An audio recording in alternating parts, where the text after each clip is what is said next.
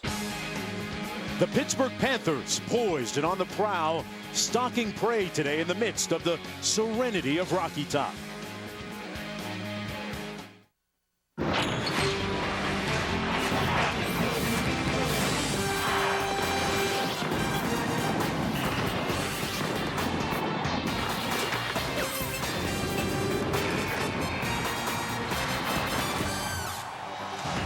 And welcome to the HTC Big East SEC Challenge and to Jimmy V Week for Cancer Research on ESPN as we continue our commitment to the V Foundation and Jim Valvano's dream to defeat cancer.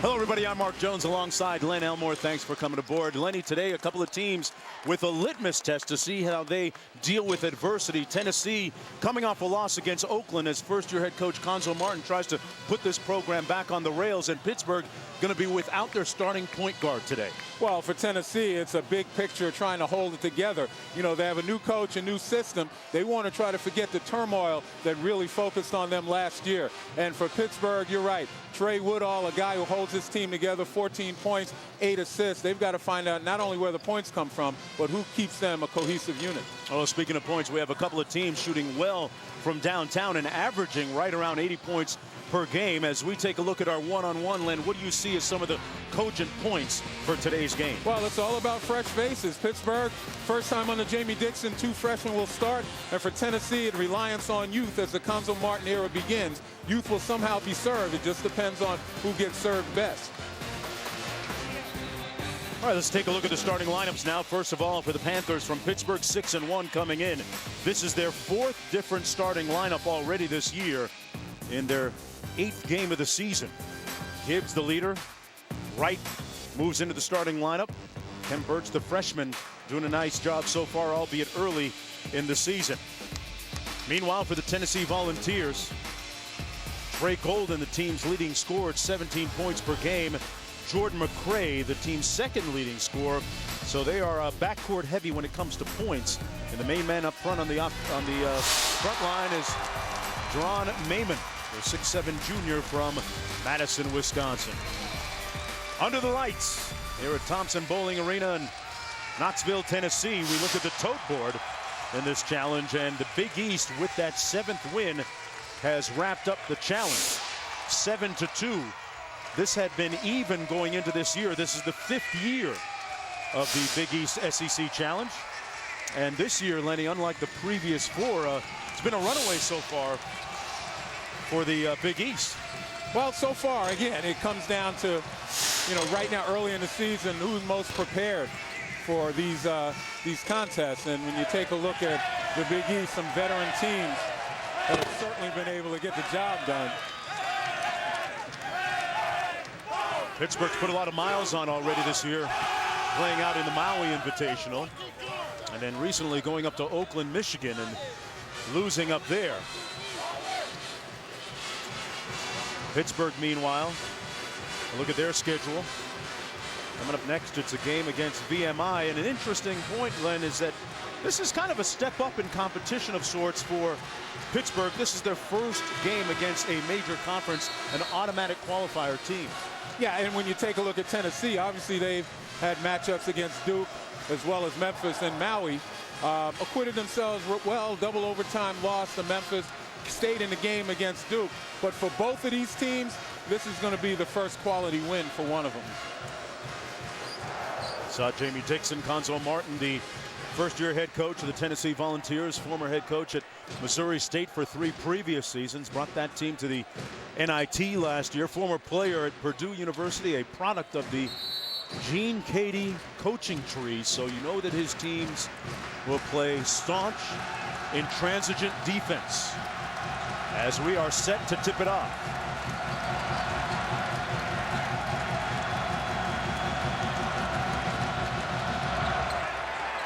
Tennessee in the white controls. There's Golden.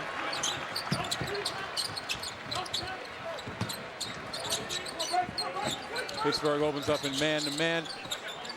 Solidly and consistently under Jamie Dixon, a good defensive team. Although this year, teams are averaging about 69 points a game. And that's probably the most per game a team has averaged against Pitt in the last 10 years. So not really the same Pittsburgh defense that you would expect. Well, Jamie Dixon's teams traditionally play tough defense, and they get a turnover out of Tennessee on the 3-second violation on the first possession. On the flip side for Pittsburgh, though, averaging 80 points a game, much more up-tempo type of offense. So I guess they create more possessions and allow the opponents to score a little bit more. Ashton Gibbs going to be running the point. Here he is coming off a baseline screen. 10 on the shot clock. Wright kicks it back out top to Gibbs. 5 on the shot clock. He's got to get to work against Golden here. Gets a ball screen. 2 on the shot clock. Has to launch a tough shot. And for each team on their first offensive possession, not smooth going. Well, I'll tell you, we talked about it at the beginning of the telecast. Trey Woodall, their point guard, not playing, and we questioned whether or not they could get the cohesiveness as a team. First possession right now, difficulty getting a shot off. Yeah, Tennessee turning the tables a little bit, playing the kind of defense that Pitt normally plays. But the one thing about Tennessee, in the last 2 losses that they've had, and they've lost 3 out of 4, opponents have averaged 93 points a game against them. So, you know, they will give up some opportunities. Here's McCray. Bateman swings it around weak side. Tennessee going deep into the shot clock again with 5 to go. And they turn it over again on consecutive possessions. Kem Birch on the break, and he has it rejected by Mayman. Check that. That's McCray. McCray with the block. Well, you can see the mistake the freshman made right away on the reception. He shows the ball, man. He just leaves it out there to be swatted. You know, palms are up instead of attacking the rim with palms down. He's capable enough to play above the rim. Jumper on the way, no good by Patterson. There you go. Birch with the putback. Didn't get that one blocked. The talented freshman out of Montreal, Quebec, Canada. Averaging right around 5 points per game, and Pittsburgh on the board first. McCray knocks down a 3. He's been doing a lot of that, shooting at a 50% clip from downtown. Well, they came into this game 15 of 30, so 16 of 31. That puts them over 50%. coming from a man of letters, not numbers. Even I know that. Here's Wright, who got the start tonight in place of Trey Woodall. Again, Pittsburgh looking to try to run their sets. If you can't find a hole in the defense as you push it up the floor, you got to be able to execute in the half court. Well, that was a bad-looking shot off glass. Gibbs, nice dime inside, and the reverse layup to Nasir Robinson. When Nasir Robinson, one of those guys that's solid along the baseline, nice pump fake, go underneath. Last year in this game, Pittsburgh at home losing to Tennessee. It was their first home loss in over a decade. Yes. That's going to be a traveling violation against Tennessee. But back to Woodall. They lose a lot, in particular those 8.3 assists per game amongst leaders in the nation. And he's pretty animated right now, obviously out with a abdominal injury, hurt it in the last game against Duquesne.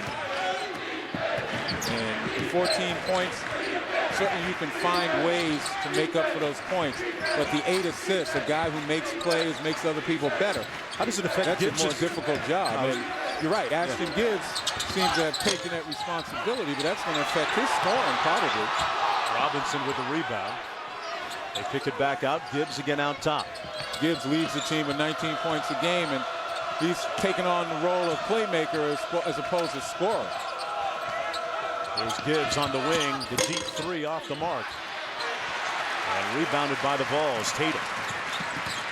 And Ashton Gibbs, and becoming playmaker first, scorer second, in some regards, it's going to take a whole different set of judgment as to when to go to the basket and when to create.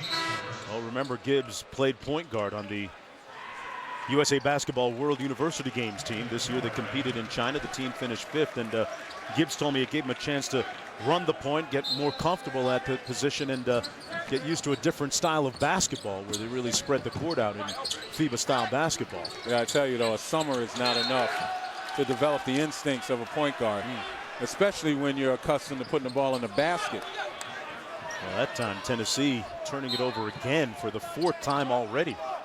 We haven't even played 4 minutes here in the first half. Yeah, for the really good point guards and the great ones, it's all about instinct.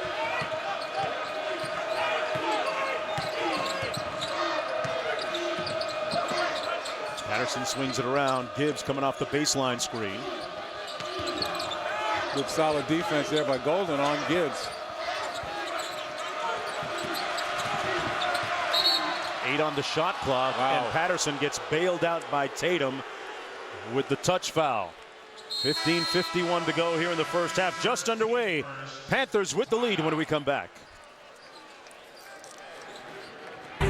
ESPN's exclusive presentation of college basketball is brought to you by the HTC Resound, the only phone with built-in Beats audio, and Audi, truth in engineering.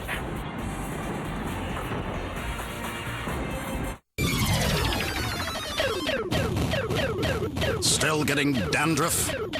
Neutrogena T-Gel Shampoo defeats dandruff after just one use. T-Gel Shampoo. It works. Neutrogena. This gray blending took off about 10 years in just 10 minutes. So how do you feel? Dude. Dude. Get in, get confident. Dude. Supercuts every time.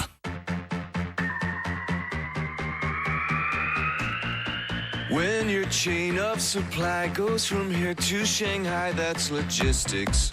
Ships from here, ports from there, track it all through the air, that's logistics. Clearing customs like that, hurry up, no time flat, that's logistics. All new technology UPS brings to me, that's logistics. This NFL season, get double coverage at Papa John's. For just $11, get our new double-layered premium pepperoni pizza, loaded with a layer of our signature pepperoni, plus a layer of oversized deli-style pepperoni. Only $11 for a large, plus get double points all weekend and earn free pizza fast with Papa Rewards, only at papajohns.com. Sign up now. Better ingredients, better pizza, Papa John's. Official pizza sponsor of the NFL. ESPN Monday Night Football. Chargers Jaguars at 8:30. Ryan Burr in studio. One of the games of the day for sure. Xavier and Purdue. 66-63. Purdue had their chances in the final 20 seconds. Tyron Johnson can't hit the floater. Lewis Jackson now for the tie at 66. Gets a decent look. Can hit. Purdue gets yet another chance, though. One final shot for Johnson. And Xavier comes from way back to win it 66-63, guys. Everyone to Knoxville, Tennessee, the HTC Big East SEC Challenge. And the legendary Pat Summitt, women's basketball coach here at Tennessee, sitting courtside. It was an interesting scene earlier today during the morning shoot-around. Pittsburgh was finishing up their shoot-around and coming off of Summit Court here. And they all had a chance to meet her and shake her hand and wish her well. Pat Summitt, one of the greats of the game, one of the great builders of the women's basketball game. Pittsburgh trying to get a little smoother offensively. Goes to this kind of motion offense. Gets a nice job there. Dante Taylor with the jump hook. Taylor with his first bucket. Nice to see him back in the lineup, but coming off the bench for the second consecutive game. He's dealing with migraine headaches after getting knocked in the head a few games ago. Swooping move to the bucket by Trey Golden. Well, that's Tennessee's third field goal attempt. They turned the ball over 4 times. And they're seeking to try to find some soft points in that Pittsburgh defense, and it may be off the bounce. Here's Gibbs out top.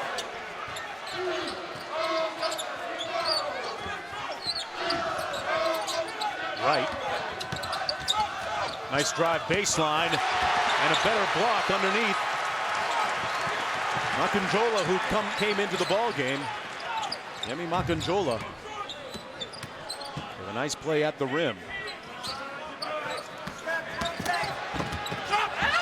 And that's an easy one underneath for Tennessee. White Miller with his first field goal. As we said, the Pittsburgh defense not reminiscent of the past. Gibbs with a nice feed and Taylor with a strong finish. And Taylor with 4.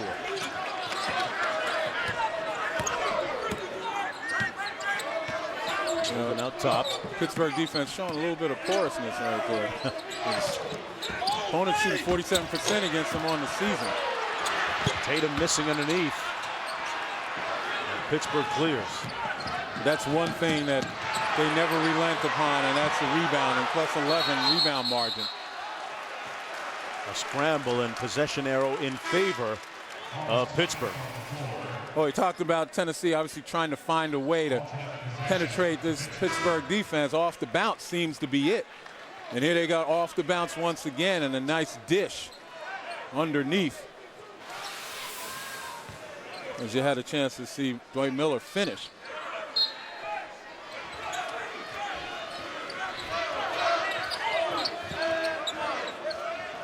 Gibbs out top. Freshman Washburn has checked into the ball game for Tennessee. Playing defense on Gibbs.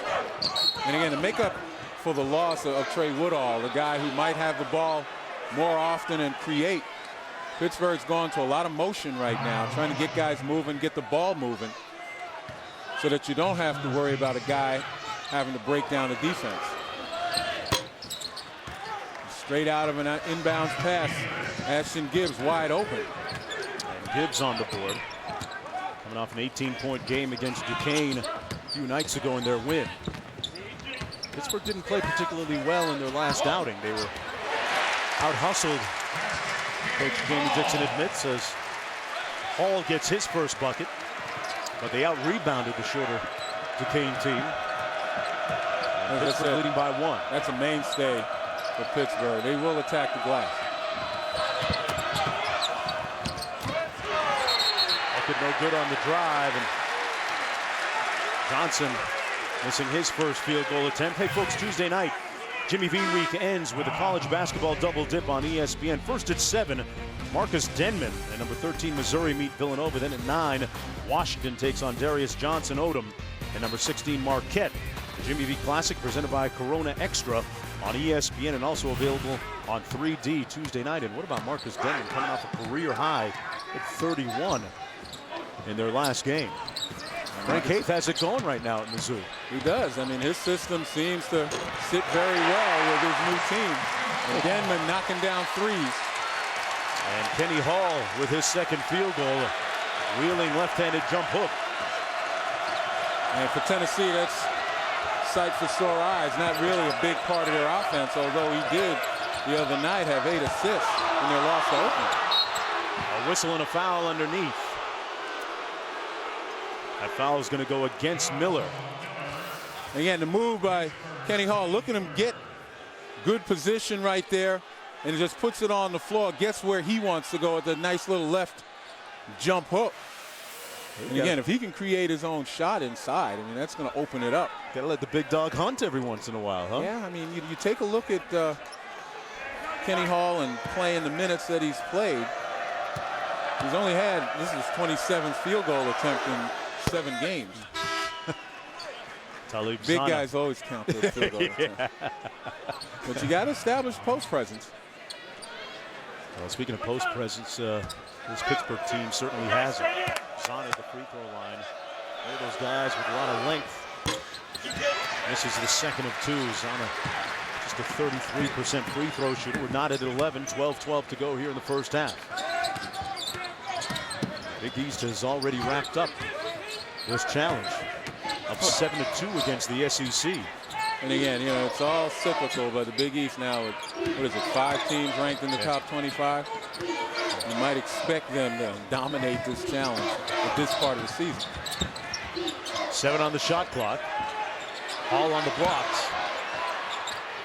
Over the top of Taylor, who commits the foul. Dante Taylor picking up his second. They've got big bodies to spare, though. 5 guys, 6'9" or over for the Panthers. Back with more after this. Recently, my financial advisor told me I definitely needed car insurance. So we looked at my budget, crunched the numbers, and got a free quote from the General. Right now, I can get insured for as little as $39 a month. And you'll get instant proof of insurance. The General has lots of discounts. Just go to thegeneral.com on your PC, tablet, or smartphone, or give them a call. For a great low rate you can get online, go to thegeneral.com. It's time to get more. Holy, those are my teeth. Of what you love The Hangover for. The Hangover Part 2. What is wrong with you three? So much, Trace, I don't even know where to begin. The Blu-ray combo pack includes the Blu-ray for perfect picture and perfect sound. What is this, a P.F. Chang's? A DVD. You love to party. And it comes with a bonus ultraviolet digital copy that lets you download to your computer and instantly stream through Flickster. What is going on? Own the #1 comedy of the year on Blu-ray combo pack.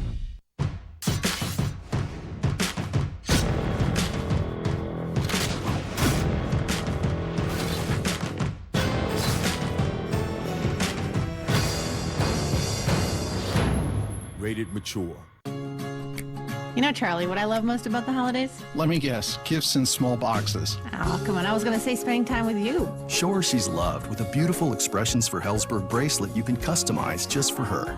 I love you. I love you too.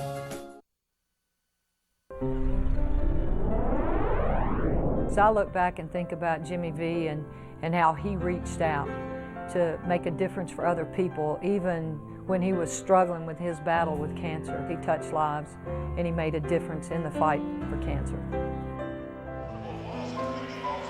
Well, help us beat cancer. The V Foundation awards 100% of direct donations and net proceeds of events to fund cancer research. Log on to www.jimmyv.org or call 1-800-4JIMMY-V to donate.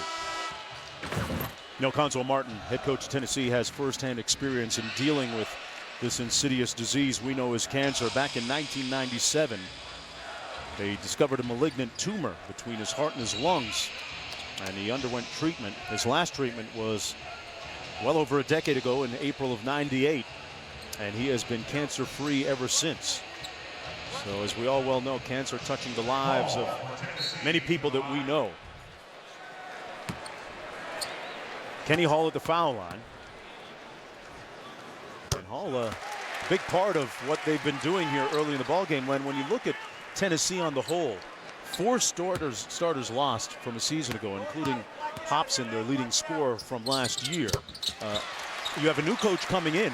Where do you begin to put it all together when you talk about scoring points? Well, it comes down to developing a system. You recognize your talent. Obviously, Trey Golden, the point guard, leading scorer, but you got to get everybody involved. And I think one of the reasons Kenny Hall is having some success because they're going to him. John Mayman, you know, their staunch power forward, he's got a bad leg, hasn't really been that effective. So Kenny Hall, from an inside standpoint, is the guy to look at. Wright missing, and a nice tip in on the baseline that time by Nasir Robinson. Nasir Robinson with 4 points in the ball game. Last time many of you saw Pitt on national television, Nasir Robinson with that ignominious foul in that game against Butler, which ultimately, some say, cost them that game when you all saw it as a tough way to go out. Yeah, the tough way to go out was the foul on the free throw line and be able to step in and just block a guy out. He stood up and took blame for it afterwards. Been many more good moments than bad ones, though, for Nasir Robinson of Pitt. Time winding down in the shot clock, a popular refrain so far in this ball game. Johnson on the drive, right on the baseline. Birch couldn't get it, and Tatum clears for the Vols. Well, Tennessee, again, nice job when Pitt has to go to the half-court sets. Look at this wide open up. And he dumps it off when he could have taken the layup himself. Miller with the layup, and he's got 4. Well, Trey Golden leads the SEC in assists with about 6 a game, obviously being very unselfish, but excellent Tennessee defense.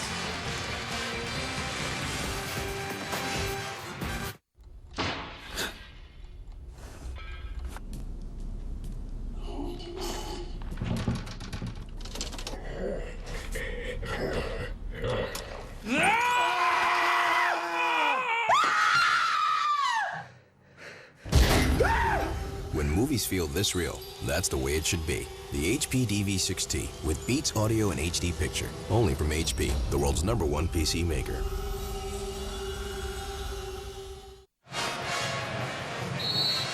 I'll tell you what, Tennessee doing an excellent job kind of on the secondary break and recognizing opportunities. Trey Golden had the layup himself, but unselfishness dictated he give it off to Dwight Miller. But when you take a look at both of these teams now, Pittsburgh and Tennessee taking 5 shots each when the shot clock was under 10 seconds. And Pittsburgh particularly, the loss of Trey Woodall seems to have their offense a little disjointed. Ashton Gibbs brings it up, but then he's got to get involved in the offense as the team's leading scorer, and that seems to have bogged them down. Dynamic a little bit different here for Pittsburgh today. Once again, deep into the shot clock, 5 to go. Robinson tipped up by Birch. Out of bounds. It'll stay Panthers basketball.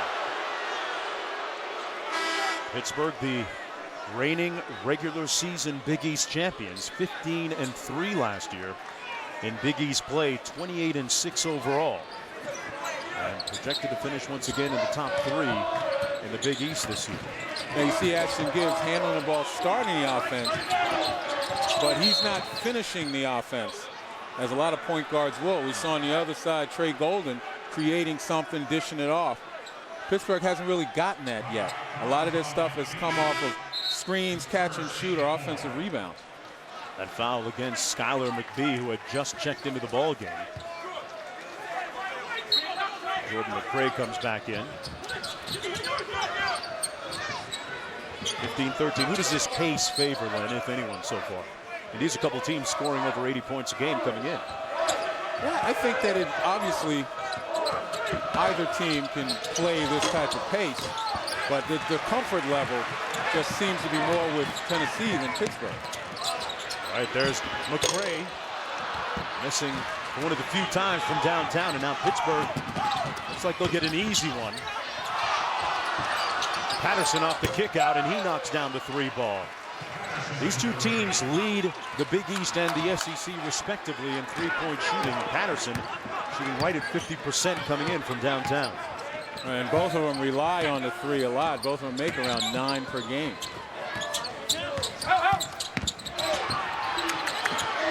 Here's Golden. Missing that time. Birch couldn't get the handle. It goes to Gibbs.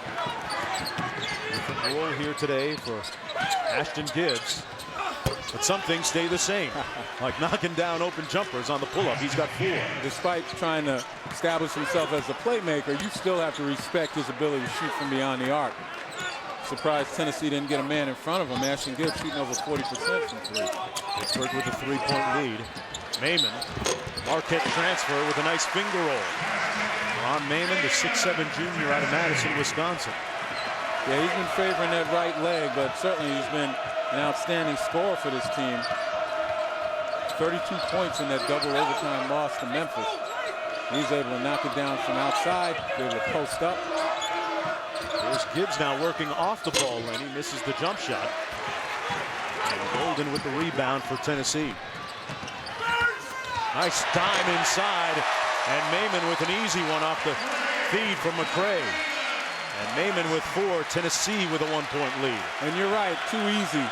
As I said, not characteristic of the Pittsburgh Panther defense. Allowing a quick entry pass inside, point blank.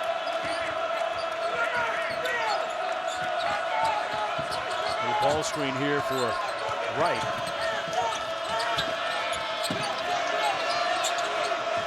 Lonzo Morton said earlier this week that he wanted to upgrade his team's on-ball defense individually.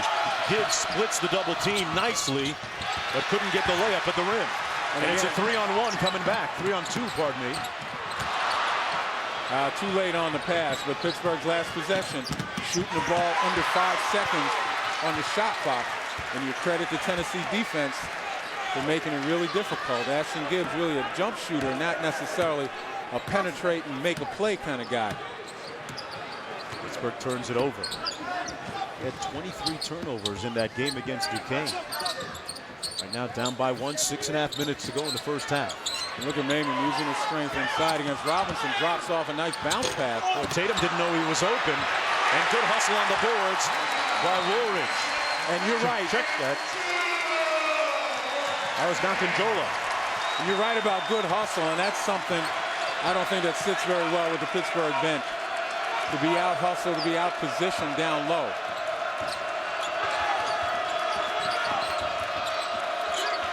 Both teams have 3 guys apiece at the scorer's table waiting to come in. Robinson kicks it baseline. Nice look. Great movement. And Wright had it go halfway down and out. Robinson, that's what he does, Len. He picks up some of the garbage. He's the glue guy. And that's the 7th offensive rebound for Pittsburgh already. Well, again, the reason is that he doesn't give up on plays. You know, he'll hang around until the play is done. A lot of guys, that shot was taken. It looked like it was coming out. They were headed back on the defensive end. I see by one, Tatum with the ball. Heyman inside. He just pulled his way to the bucket past Robinson. A nice quick move to the hole. Felt Robinson on his hip, locked him, and took him to the basket.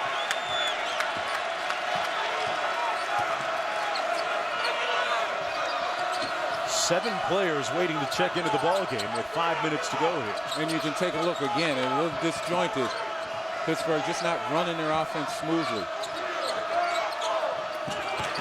A lot of east-west passing, not a lot of penetration, not a lot of going into the post. Again, under 10 seconds. Gibbs back rims it, and one and done. Well, if you're just joining us, Pittsburgh playing without Trey Woodall, their starting point guard. He suffered an abdominal injury in their last game against Duquesne and is expected to be out anywhere between 4 and 6 weeks. Good news is that he won't require any kind of surgery. Holden cross court to a wide open Tatum, and Jamie Dixon has seen enough. He calls timeout.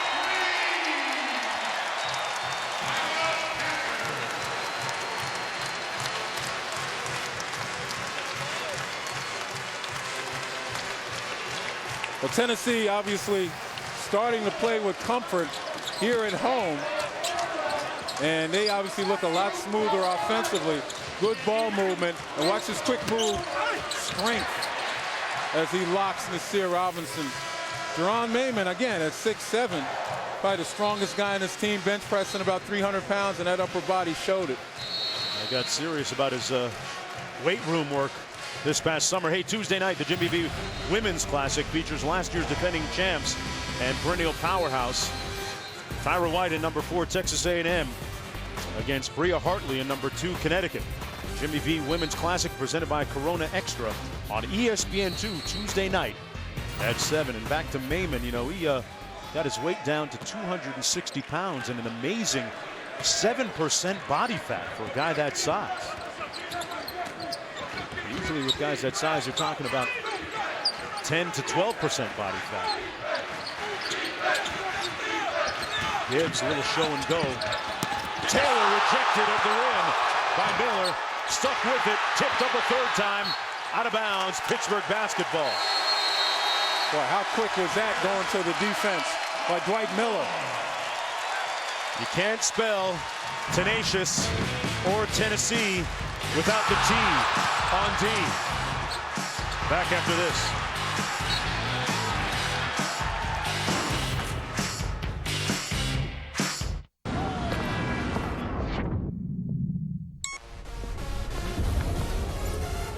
As my world turns, the heartbeat, not only in my chest, but the heart in the street. So when they feel this, they feel me, but I can't feel nothing outside these Dre beats. I am from the city of people, came from the bottom, standing on. Yo, I'm on my way. Experience your sound like never before. The HTC Resound with Beats Audio built in on the Verizon 4G LTE network. There's a place where basketball still means something, where the game is all that matters. In this place, we take care of our own, because we know we can't survive without each other. Here, work ethic has swagger. Here, reputation is earned, and false pretense has its throat cut. Under Armour, are you from here?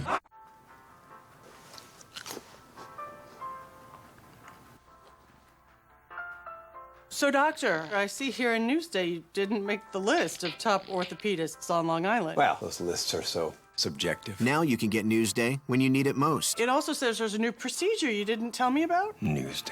It's everything you'd expect from the source that knows Long Island best. Ah. The power of Newsday, now in an app, free for Optimum online customers. Improve your communications without the complexity.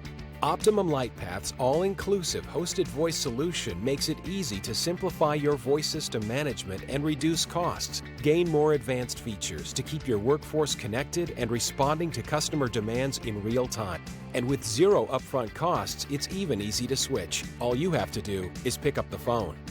To learn more about Optimum Lightpath hosted voice, call or visit us online today.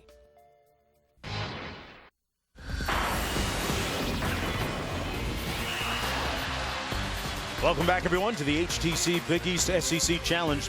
Tennessee leading by 6 with just under 4 minutes to go. And Len, when you look at some of the numbers, we've said that both these teams have gone deep into the shot clock.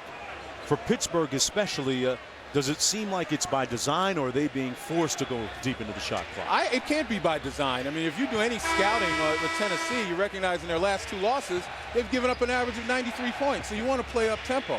But without a point guard who is truly a point guard, as Trey Woodall is off the bounce, Pittsburgh's got to adjust to life without him. You can't necessarily expect your leading scorer to also run the show. Ashton Gibbs draws the foul. And we'll go to the foul line when we come back as Woodall watches from the bench. So, how do you feel? Like tonight's my night.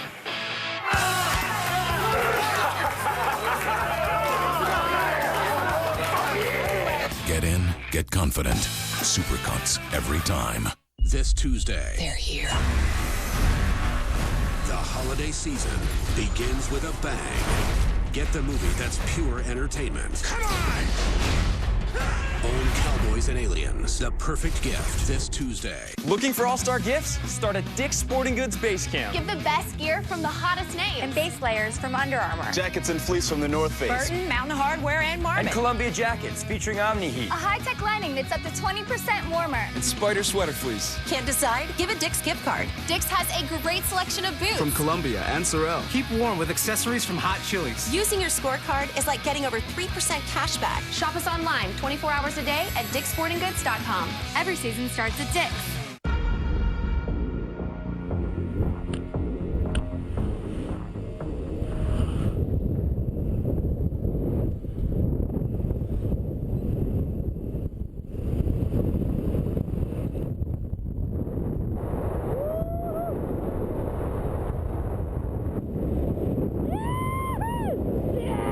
Did you see that avalanche? It was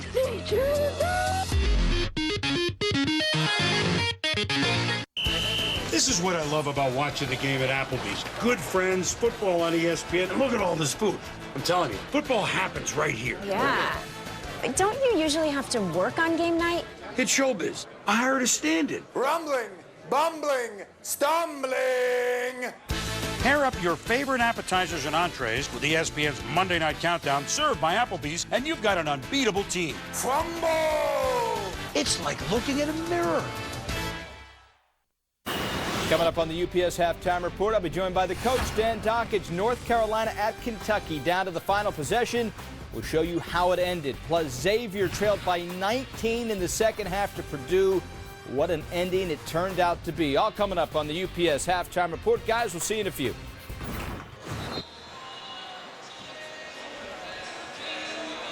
All right, Ryan, welcome back to the HTC Big East SEC Challenge and to Jimmy V Week for Cancer Research on ESPN as we continue our commitment to the V Foundation and Jim Valvano's dream to defeat cancer. Under 4 minutes to go, Pittsburgh with possession. Pittsburgh averaging about 80 points a game seems to struggle offensively when they're forced to play a half-court set. Saving grace for them is offensive rebounding. 8 offensive rebounds. They've gotten 8 points off of those second chances. That's what's keeping them within striking distance. Jordan McRae, that sweet-looking jumper, missed it. Tennessee pounding the offensive glass now. Out of bounds, it'll be Pittsburgh basketball. Well, Tuesday night, Jimmy V Week ends with a college basketball double dip on ESPN at 7. Missouri takes on Villanova. Then at 9, Washington takes on Marquette. Number 16, the Jimmy V Classic presented by Corona Extra on ESPN and also available on 3D Tuesday night. And again, Pittsburgh offensively, you can look at the numbers, the percentage shooting under 40%. This is a team that normally shoots about 46% from the field. Gibbs in particular well below his season average right now, at least the pace. Gets a nice feed underneath here. Actually, Pittsburgh shoots 51% from the field, 46 from beyond the arc. So they are struggling once again. Under 10 seconds, the Tennessee defense. And they get bailed out on the foul by Kenny Hall. For Hall, that's his first personal. And if I'm Konzo Martin, I'm pleased with the defense, but I'm going to help him step it up a notch, saying, look, you know, you're playing about 30 seconds of good D. Let's play 35. That's 16 fouls against the Vols. Well, let's not bail Pittsburgh out as they seem to be struggling in their half-court sets. Good ball screen that time. Patterson. So every time a guy receives, you got a white shirt in his face for Pittsburgh. Right there, Ashton Gibbs can't get his jumper off. Everybody challenging. Johnson, a contested three, falls. Wow. The true freshman, John Johnson, out of Plainfield, New Jersey. Finally on the board. It's a three-point game. And he's the guy I expect to be able to stretch the defense. So that's his 9th three-pointer out of 13 tries this season. That snaps a 3-minute scoring drought by Pittsburgh. Under 2.5 minutes to go. There's McRae out top. Now Tennessee, obviously, this was by design, running this clock. But 2 on the shot clock. I got to get a shot. That's not by design. They didn't draw it up that way. That's a shot clock violation. 3 new subs coming into the ball game, including Trey Golden to run the show at the point. The freshman, Wes Washburn, sits down. That was an answer situation, and Tennessee looked to try to exercise some patience and get a good look. But that combined with some pretty good Pittsburgh D forced that fourth shot, if you will, the shot clock about to expire. There's Johnson out top. Dixon had thought about starting Johnson in the backcourt instead of Wright, as Gibbs misses yet another field goal. And that's the trap you don't want to fall in if you're Pittsburgh. If the offense isn't flowing, you don't want one guy to try to do it all. Ashton Gibbs now taking it upon himself to try to go one dribble and take a shot. Puts a lot of pressure on him. Going to be a foul, and Pittsburgh is going to go through a little adjustment period here with only 2 returning starters from last year's regular season championship team. Even greater adjustment is obviously playing without this starting point guard, a guy averaging about 8 assists per game. Golden trapped, and he turns it over on the sidelines. Jamie Dixon was lamenting the fact that got a lot of young guys on his team. Wright has seen action. He started today. Johnson in the ball game. Another freshman. Kem Birch, another freshman, started today. And that's why it's even more important to have a floor general out there, a guy with, you know, those kind of leadership instincts. And not to say that Ashton Gibbs isn't that guy, but Ashton Gibbs is a scorer. Dixon will eventually figure it out, and has over the last 10 years. He's one of the more successful teams in college basketball over the last decade, as Nasir Robinson now with 8 points in the game. Tennessee's lead down to 1. And those 8 points leading all scores. Nice two-man game with Lamar Patterson, and that's one of the ways that you make that adjustment. Other guys have to be able to make plays. Here's Tatum. Golden from straight away. Talib Zana with the rebound. And the shot clock and game clock almost identical. About 1 second difference. You run it down all the way here?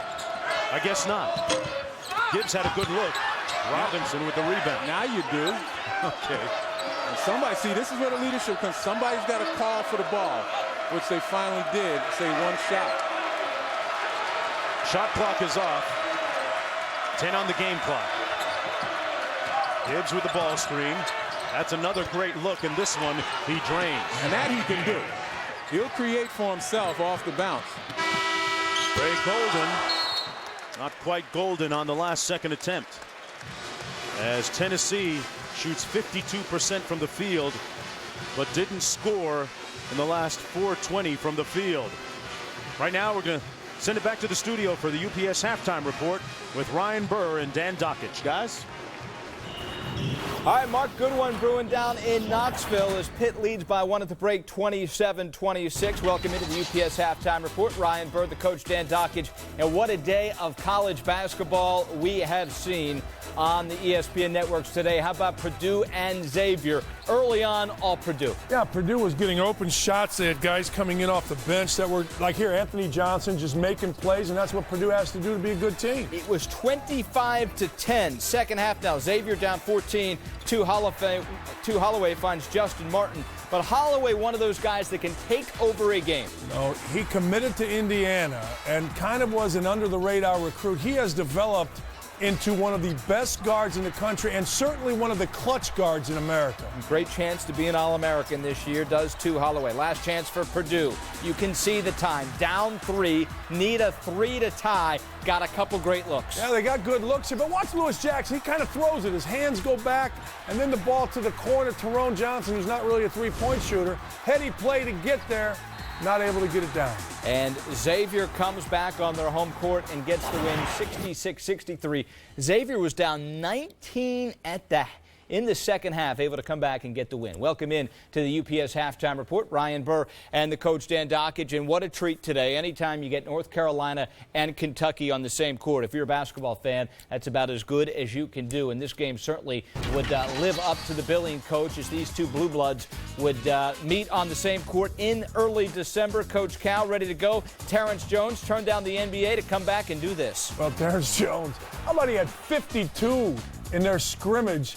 He's a kid that, right now, 14 a game, he's going to be in the 20s by the time this season's over. Harrison Barnes might have been the #1 pick in the NBA draft. He turned it down to come back, play another year for Carolina, and he was scintillating. Yeah, he was. 6 kids in this game probably going to end up in the lottery. This was the highest level game, I believe, of the entire basketball season so far. Marcus Teague the lay-in. Kentucky led 52-51. Dexter Strickland now off the turnover. He goes uncontested for the dunk, but from there, Kentucky's defense would be the difference. Yeah, they found something. They went and double-teamed Tyler Zeller. You don't necessarily see it here, but that changed the game. When they were able to double Tyler Zeller, it kind of unorganized North Carolina a little bit. Here, I just don't know how you leave Lamb. Lamb had it going. You could feel it on television. You could see it. Leaving Lamb to go to Teague was huge. Carolina, though, down 3 minutes to go. It's Barnes again getting off yet another 3, and the Heels were down just a deuce. Under a minute to go now. Watch Marshall head up, finds Reggie Bullock in the corner. Huge shot. Makes it a 1-point game. Under 15 seconds to go. Coach, who you going to? Well, Roy Williams going to Tyler Zeller in the middle of the lane. He fumbles it. I know you'd have liked to see the ball go to Harrison Barnes. And you know what? When you have a guy like Harrison Barnes who was going, you may want to give him the ball at the mid-post. Tyler Zeller, another option. 73-72.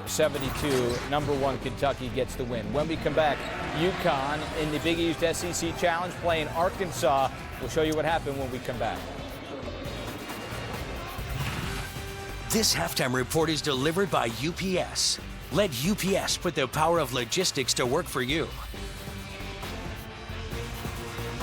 27-26 on Tennessee, 1-point game. What do you think happens here in the second half? Well, for Pittsburgh, they have to get more active defensively. They're giving up 52%, and most guys on Pittsburgh, when you watch off the ball, they're just standing there. Nobody's coming to the basketball. And for Tennessee to win this game, they've got to get on the defensive backboard. Pittsburgh has 11 offensive rebounds. If they continue that, Pittsburgh, they're going to win the game. Tennessee's got to get them off the glass. How much is Pitt missing their point guard right now? You can see it. I mean, Ashton Gibbs, 3 of 10. That's not only the issue. The issue is they just look a little bit discombobulated. All right, well, good game nonetheless. 27-26 at the half. Tennessee trailing by 1 at home. The Vols trying to hang in. It's a rebuilding year for Tennessee, but they have been competitive. Second half from Knoxville coming up next.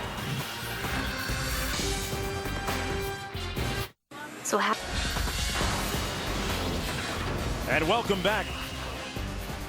Welcome back to the HTC Big East SEC Challenge and to Jimmy V Week for Cancer Research on ESPN as we continue our commitment to the V Foundation and Jimmy Valvano's dream to defeat cancer. Pittsburgh leading by 1, 27-26. Hello, everybody. I'm Mark Jones. He's Len Elmore. Thanks for coming aboard, Len. Hey, Tennessee was averaging 85 points a game coming in. Pittsburgh 80. what happened to all the points in the first half? Well, you can attribute it a lot to the defense, but more than anything else, when you look at both of these teams, they haven't been getting quality shots and are forced to go under 10 seconds on the shot clock far too often.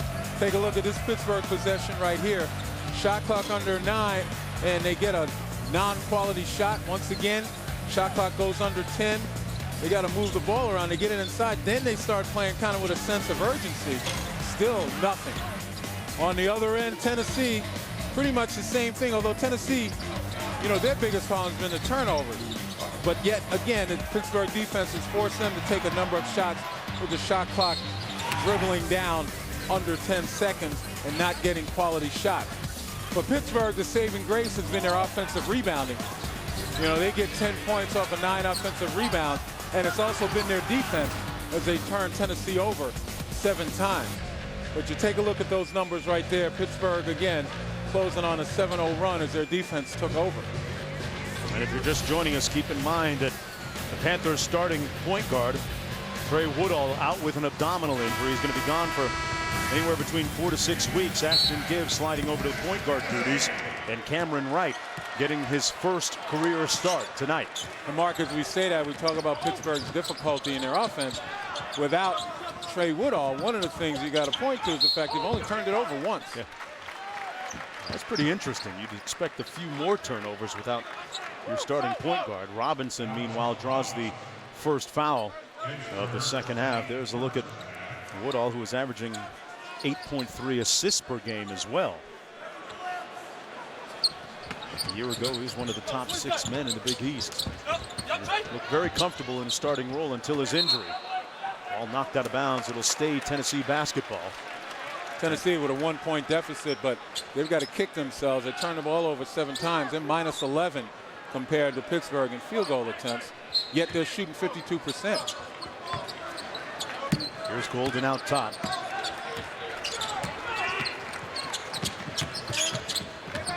Naaman and Hall led the way with 6 points apiece in the first half for the Volunteers. Hall getting a pretty good look that time and missing.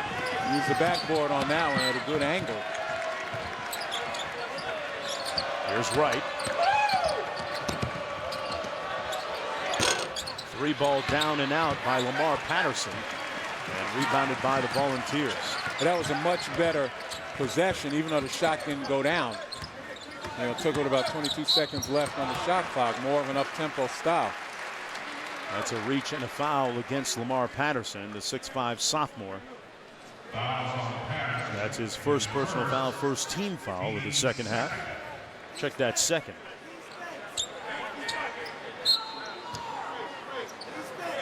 Lonzo Martin said that he was a little bit surprised at how far his offense was at this point of the season, because they hadn't done a lot of work on it. It was mostly skill work. Although you wouldn't know by that air ball a second ago by Tatum. Tries to atone for it and gets the layup to go. Man, nice play by Cameron Tatum. Well, you credit Trey Golden with the hustle on the offensive rebound and then the find. Tennessee retakes the lead. That's their first score since 4:22 left in the first half. And look at the solid defense Golden is playing on Ashton Gibbs. Doesn't allow him to reverse field on the baseline. Nasir Robinson with an awkward-looking long-range shot. And rebounded by Golden. Golden bringing the ball up court. Interestingly enough, about him coming out of high school, thought of more as a scorer, but turning in to be a very good distributor as well. Amongst leaders in the conference, with 6 assists per game. Tatum kicking it out to nobody in particular. I'm not sure that was touched by anybody. That should be Pittsburgh basketball. Nobody touched that. Let's take one more look at it here. I'm not sure that was touched. The Phantom did it. Jumper off the mark. In the immortal words of Rasheed Wallace, ball don't lie. And it comes back to Pittsburgh. Gibbs, that rattles in and out.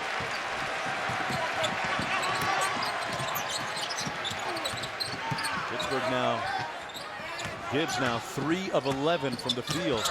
Golden inside, Naaman with the finish. Picture perfect pass, and Tennessee leads by 3. And that's a point guard's instincts right there. Even though Trey Golden's the leading scorer for this team, you know, in this sequence, he was pass first all the way. Former high school player of the year in the state of Georgia. Good defense by Tatum. Comes up with the rip, and he's fouled. And this could be either a flagrant 1 or 2. I think the officials say neither. Yeah, I think the officials are going to let it go. Yep. Fouls against Wright. It definitely wouldn't have been a 2. Right. You take a look at the steal right here. Clay was on the ball, wasn't excessive contact. He just missed it. Yep. Switched hands. Tatum wanted flagrant foul. Of course, that's one of the rule changes this year. It's a terminology change, and I don't like the terminology. Why? Because a flagrant 1, when you think about the word flagrant, and I've been saying this game after game after game, you think of something that's way beyond the bounds of propriety, something that exceeds what would normally be a foul. You know, the excessive contact, etc. But you know, by definition, that's what it is, excessive, right? Right, but it's not flagrant. So I mean, I can understand, you know, getting away from the idea of intentional, because then you got to go into the head of the player, and officials don't necessarily need to do that. But I wouldn't call it flagrant. It's one of the major rule changes in college basketball this year, that along with the restricted arc underneath the basket, as Pittsburgh turns it over. Well, you got a young point guard once again trying to make a play. And he throws it to no one in particular, Cameron Wright. Take a look right there, anticipating. What was that to? Well, it's supposed to be to Nasir Robinson. He expected Robinson to step out, and Robinson looking to the basket or looking to screen across the lane. Nice position. Good post up by Maimon. Tipped up, no good. That ball was seemingly right over the top of the cylinder. Tennessee with a 4-point lead. Gibbs runs the drag and gets the screen. A great feed inside to Robinson, who's been very active offensively. He's got a game-high 10 for Pitt. And we're seeing the Rays' comfort level, particularly of Ashton Gibbs playing the point. He's taking over right now and taking the ball out of Cameron Wright's hands. Golden out to Jordan McRae. They're going to run another set here. 14 on the shot clock. Tatum with the ball. Tough shot contested, got it to fall. Well, Pittsburgh claiming that maybe that was touched up on the rim by Kenny Hall, but Tatum gets it to go. Brandon Knight, the assistant coach, writes on the wet board 54. So let's see what 54 is here then. Gibbs picks up his dribble.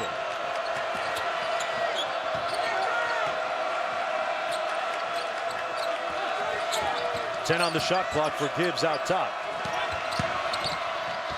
Robinson out to a wide open Johnson. Oh! Robinson had it blocked, gets it back, gets it to go. Nasir Robinson with an even dozen points. And again, the offensive rebounding is keeping Pittsburgh's head above water. Nasir Robinson, Pittsburgh's Swiss Army knife, utility guy, does a little bit of everything. 12 points, 7 rebounds in this one. Got to be careful of the step out, because the Tennessee guys rolling straight to the basket several times. Guards have been able to hit him on the roll as this man has stepped out on the head.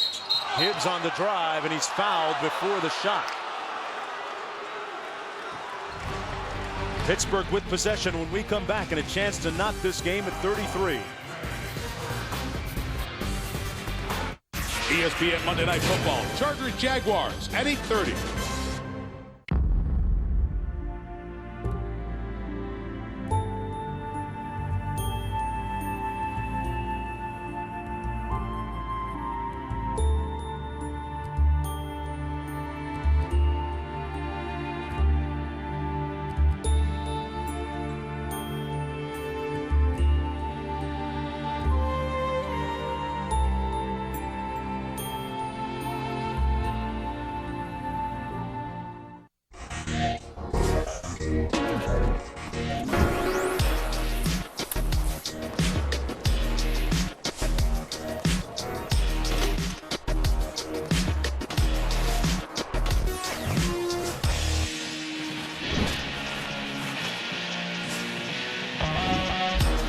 If the North Face athletes don't trust the gear out here, we don't carry it in here.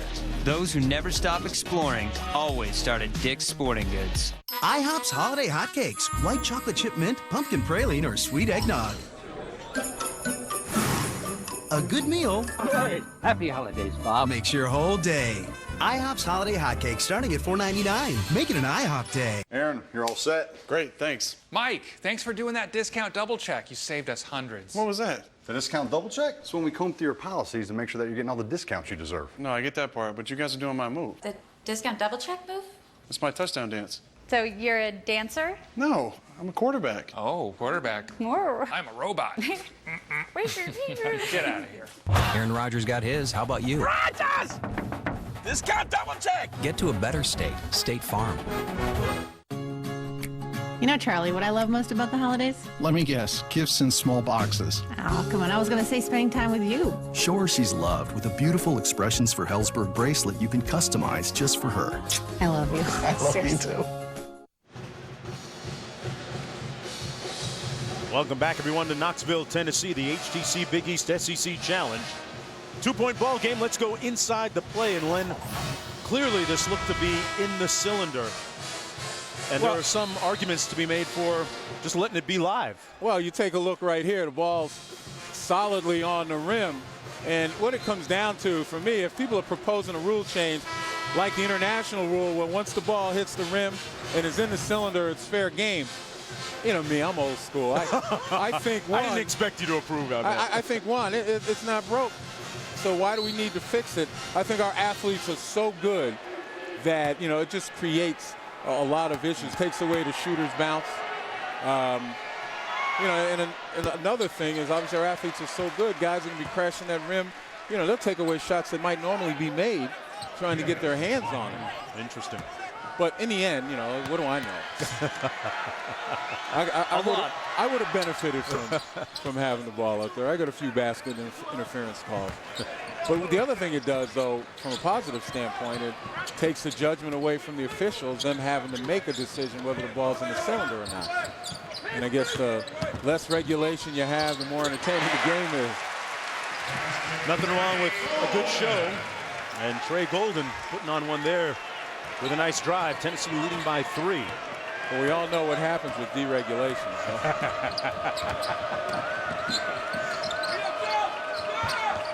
I wouldn't mind a little people taking geopolitical thing going on right now. Oh, nice pick and roll 2-man game.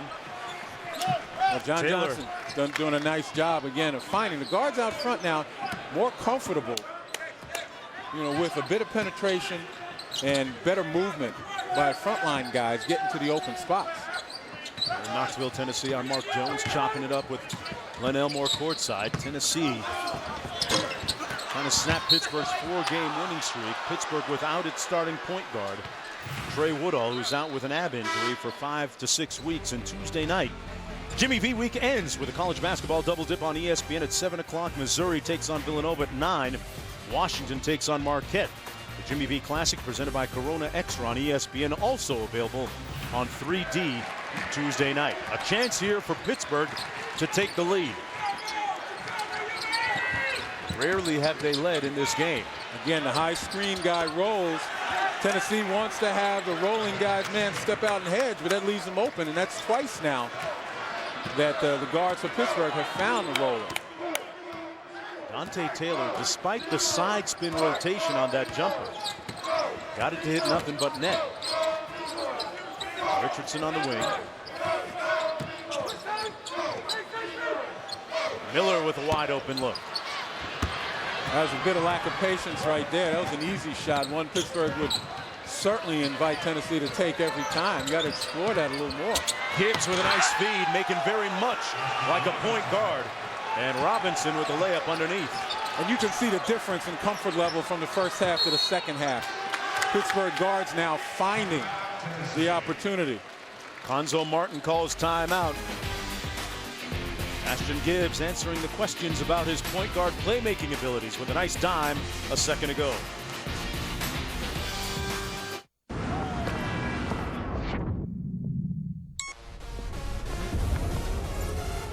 As my world turns, the heartbeats, not only in my chest, but the heart in the street. So when they feel this, they feel me. But I can't feel nothing outside these Dre beats. I am from the city of people, came from the bottom.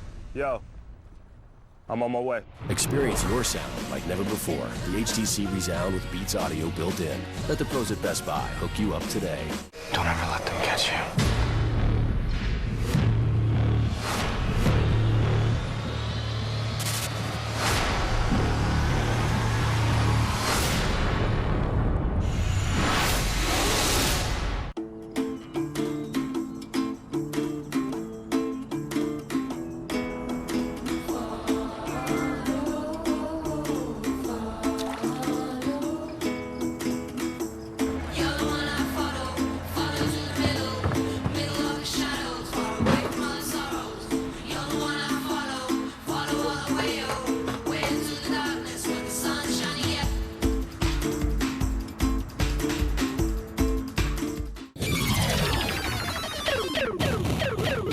Still getting dandruff? Neutrogena T-Gel Shampoo defeats dandruff after just one use. T-Gel Shampoo. It works. Neutrogena. This December, we're thanking our customers with $2 subs. Get the regular 6-inch cold cut combo or meatball marinara, just $2 each. Just $2. Are you kidding me? There's no competition. Prices and participation may vary. Subway. Eat fresh. This gray blending took off about 10 years in just 10 minutes. So how do you feel? Dude. Dude. Get in, get confident. Dude. Supercuts every time. Welcome back, everyone. Pittsburgh with a 3-point lead and Atlanta a little bit more efficient on offense here in the second half. Yeah, and it's been about the high screen and roll twice in a row, and many times during the game, you're going to see the screen right here. Here's the step out on the head. You'll see the roll man roll to the basket. And he's wide open now. Right there, it's a defensive breakdown. He should be stepping up and taking the man, but nevertheless stays stuck in the paint, Dwight Miller, and gives Pittsburgh an opportunity to get a wide open shot. 5 field goals in this half for Pittsburgh, 4 assists. And all 4 assists have come from the guard. So making up for the loss of Trey Woodall, the guards for Pittsburgh feeling much more comfortable in making plays in this half. And Tennessee turns it over out of the timeout. They don't even get a shot at the hoop. Gibbs right now being covered by Richardson. Gibbs with an open look. Rebounded by Taylor. And missed it. And another offensive rebound by Nasir Robinson. He had 16. Approaching double-double status. 7 offensive rebounds in addition to those points. And overall, 13 for Pittsburgh. And they've got 15 points or 14 points off of those second chance opportunities. Richardson inside to and Hall. Hall with the turnaround. Heyman keeping it alive. But cleared by Taylor. Pittsburgh leading by 5. And Gibbs turns it over. Golden fouled. He'll go to the line for a pair. That foul against Nasir Robinson. Tennessee trying to stop the hemorrhaging when we come back from this break. 33 years ago, our goal was simple. Build the best vehicles and once a year offer them with special savings. Today, it's an American tradition. Toyotathon is back with great deals on the Toyotas you've been waiting for. Right now, get a low 0% APR financing on select new Tundras. And drive with peace of mind thanks to Toyota Care, a complimentary maintenance plan with roadside assistance. Others have tried to copy it, but in the end, there's only one Toyotathon. The biggest and best sales event of the year is going on now. The General scores again and again with super low monthly payments for auto insurance. Just go to thegeneral.com on your tablet, computer, or smartphone, or call us for a fast, free quote. Right now, you can get insured and stay insured for as little as $39 a month. Find out how low your monthly payment can be and get instant proof of insurance. All right! For a great low rate you can get online, go to the General and save some time! Guys, pay attention. How would you like to have an extra 2 inches? If your height makes you feel overlooked at work, or embarrassed because you're shorter than your date, now you can level the playing field with Max Tall, the revolutionary ultra-comfortable shoe inserts that give you inches in height so you can look taller instantly. Max Tall's durable one-size-fits-all design and multiple adjustable levels let you go from a quarter inch to as much as 3 inches instantly.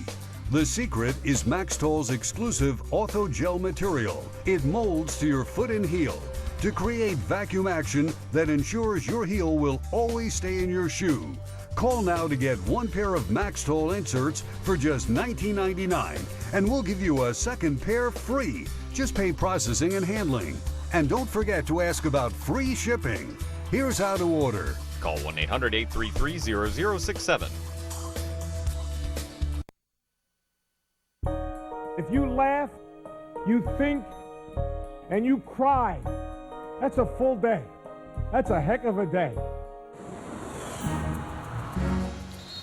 Folks, help us beat cancer. The V Foundation awards 100% of direct donations and net proceeds of events to fund cancer research. Log on to www.jimmyv.org or call 1-800-4JIMMY-V to donate.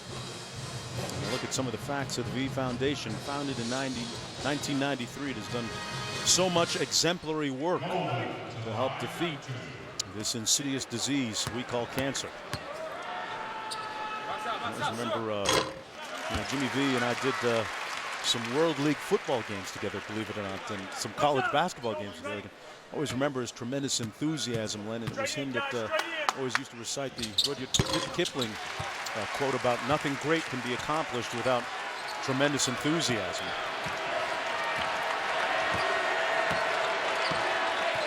Lead reduced to 3.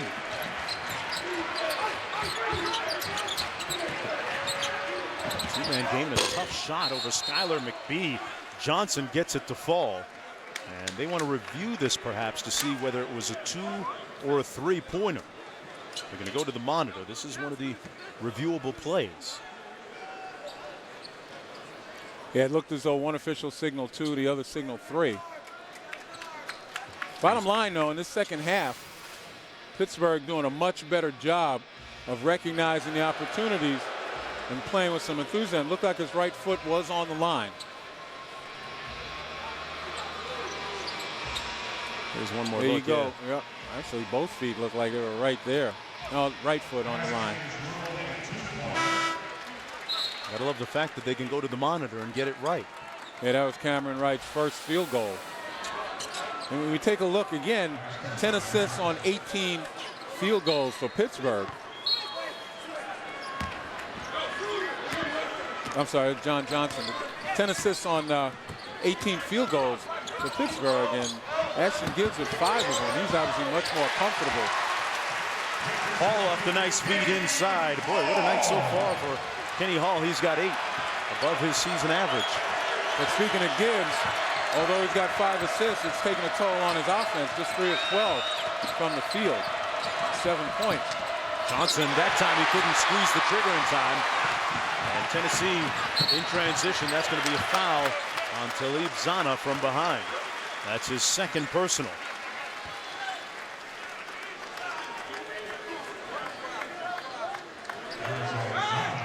Dick Grote, who is a radio color analyst for Pittsburgh. Obviously an outstanding baseball player. Pittsburgh Pirates, and I believe the St. Louis Cardinals as well. What people don't know, he was an outstanding All-American at Duke as a basketball player. Teammates with my coach, Lefty Driesell. And Dick's still going, man. He is energetic and as knowledgeable as I don't know what. Naaman underneath with the slam. Another guy that's got a pretty good motor, along with the aforementioned Grote. Pittsburgh calls timeout. Tennessee looking for its second consecutive win against Pittsburgh in as many years. Naaman, all man inside.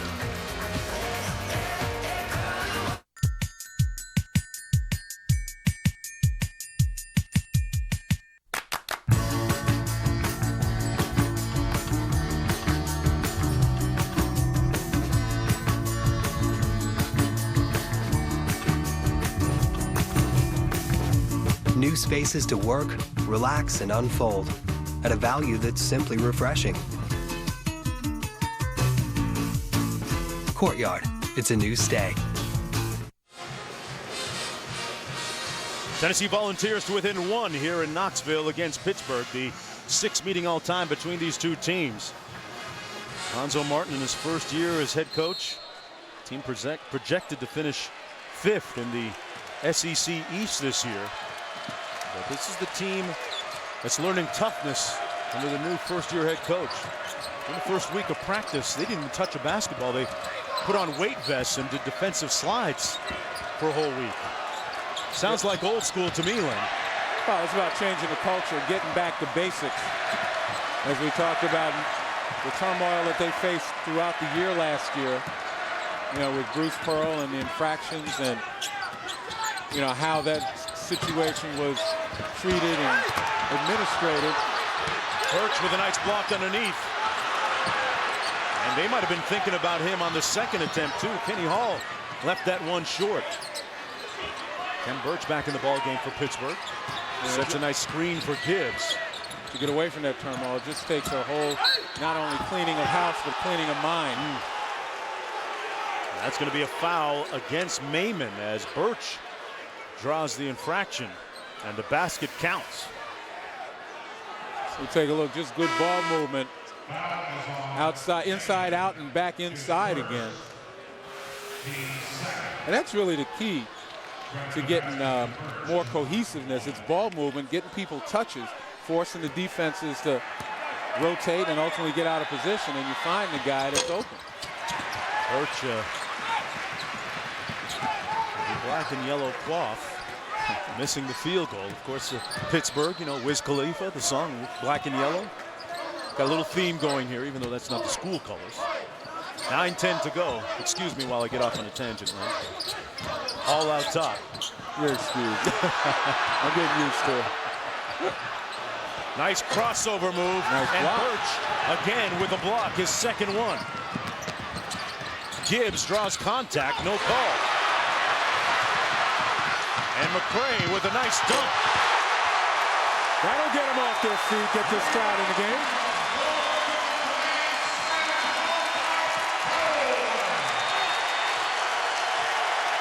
Sometimes it takes a play like that to ignite the home team. But this crowd seemingly sitting on their hands throughout most of this game. Trey Golden with the dunk. Tennessee down by only 1.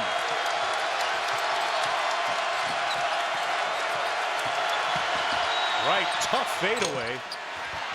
Rebounded by a very active Burke. Gibbs with a pull-up. Got it. Ashton Gibbs with 9. And again, we talk about how important the offensive rebounds have been for Pittsburgh.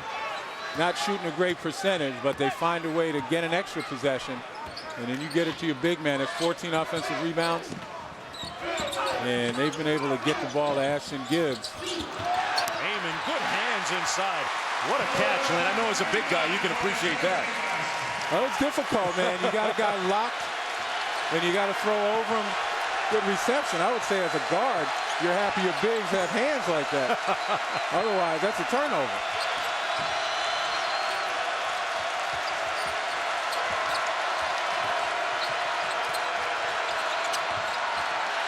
Gibbs got it. Butter. Don't let him get started. When we talk about Ashton Gibbs, outstanding catch and shoot guy. He's got the ability to put it on the floor, but there are times when he gets on a roll, man, and that jump shot is pure. Hasn't been easy. 5 of 16 from the field, but starting to percolate at just the right time. Yeah, he hasn't shot a great percentage this year, about 40% coming into this game, but he's shooting outstanding from beyond the arc, 43%.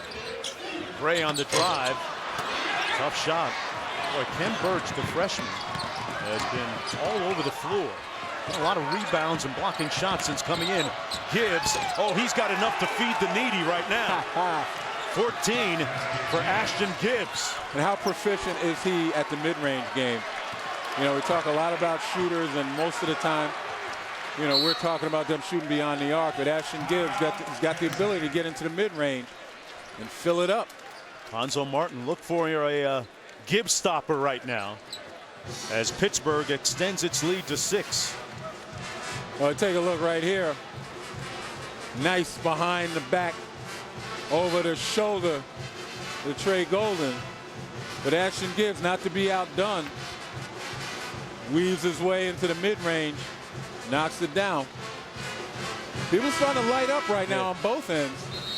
This is the type of offensive efficiency we might have expected coming into the game tonight, with both teams scoring over 80 points per game.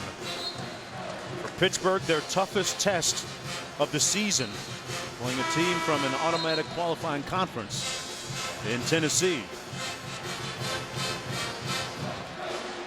Both these coaches with playing experience on their resumes, respectively. Jamie Dixon at TCU and Hanzo Martin at Purdue. Played for Gene Cady, which has beared a lot of fruit in the coaching profession with Bruce Weber, Kevin Stallings, Steve Lavin, Matt Painter. And both of them, both Jamie Dixon and Hanzo Martin, consummate shooters.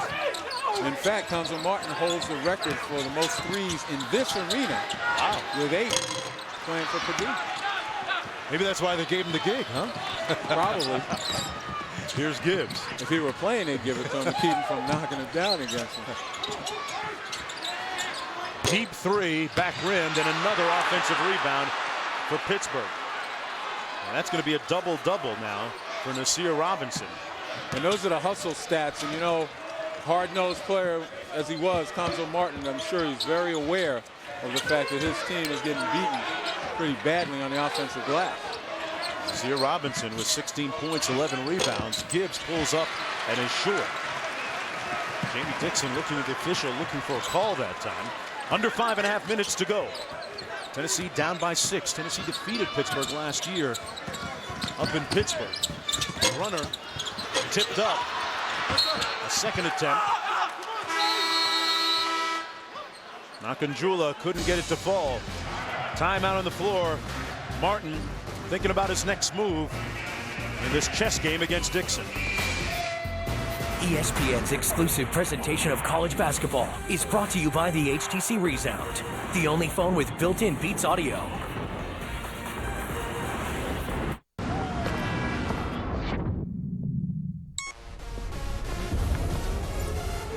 As my world turns, the heartbeat, not only in my chest, but the heart in the street. So when they feel this, they feel me, but I can't feel nothing outside these gray beats. I am from the city of people, came from the bottom, standing on. Yo, I'm on my way. Experience your sound like never before. The HTC Resound with Beats Audio built in on the Verizon 4G LTE network. 33 years ago, our goal was simple. Build the best vehicles and once a year offer them with special savings. Today, it's an American tradition. Toyotathon is back with great deals on the Toyotas you've been waiting for. Right now, get a low 0% APR financing on select new Tundras. And drive with peace of mind thanks to Toyota Care, a complimentary maintenance plan with roadside assistance. Others have tried to copy it, but in the end, there's only one Toyotathon. The biggest and best sales event of the year is going on now. Cowboys and Aliens is the ultimate Blu-ray experience. You ready to get your people back? Get the extended movie with perfect high-def picture and sound. They're coming back! Includes Blu-ray, DVD, and digital copy. Hot damn. Cowboys and Aliens. Own it this Tuesday.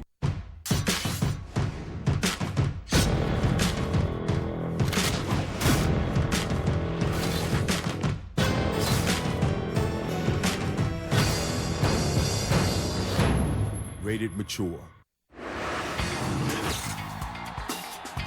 Ryan Burr in studio over on ESPN2 at South Florida and Kansas.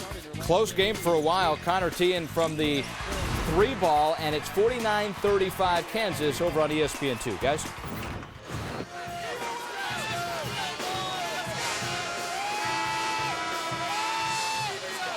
And welcome back, everyone, to the HTC Big East SEC Challenge. The story tonight being written profoundly on the glass. Pittsburgh offensive rebounds win. Yeah, and they've been able, with good ball movement and good movement without the ball, particularly in the second half, they've been able to get themselves free. Those 16 second chance points off of 15 offensive rebounds obviously the difference in this ball game. And one of the other things is that Tennessee is kind of growing a little bit cold after shooting almost 45 to 50% all the first half. They come out here in the second half and not shot nearly as well, just 35%. Lonzo Martin brings in his freshman point guard, Wes Washburn, trying to slow down Gibbs. Gibbs lost him on the screen but couldn't make the shot. And another offensive rebound for the Panthers. Gibbs, not shy, knocks down the second one, and that's where you get hurt on the offensive glass. Gibbs with 16. And that's 18 second chance points off of those 16 offensive rebounds. Washington's pass tipped, and good hustle out of bounds though. Dante Taylor almost reeled it in. Well, Tuesday night, the Jimmy V Women's Classic features last year's defending national champs taking on a perennial powerhouse. Tyra White leads Texas A&M against Bria Hartley and Connecticut. Jimmy V Women's Classic presented by Corona Extra on ESPN2 Tuesday night at 7. Off the inbound, nice feed. Mayman missed the layup. I think he was expecting contact and didn't get any. He kind of went off balance. Tried to spin a little English off the glass. Gibbs trying to sell the contact, couldn't, but found his man inside, and a blown layup by Taylor. Golden gets ripped, and it's numbers for Pitt. A 3-on-2.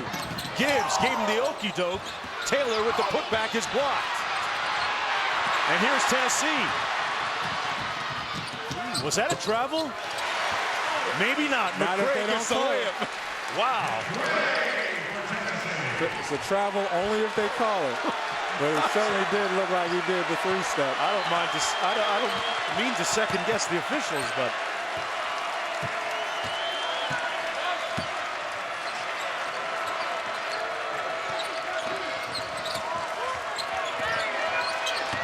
Six-point game, under 3.5 to go. Now Pittsburgh, with intention, going a little more deliberate and to shorten this game. Baseline Jay Good by Lamar Patterson, who steps up. He's got 5. Tennessee can't afford to trade buckets. Len, it's an 8-point lead, but at this pace, it almost feels like a double-digit lead, doesn't it? Yeah, it certainly does. And again, Tennessee's got to play a little more sense of urgency. They got post-up players like Kenny Hall stepping into the paint open. Got to find them. Well, you make the call, folks. Let's see if we can count the steps by Jordan McRae. Picks it up. 1, 2, 3. Hello.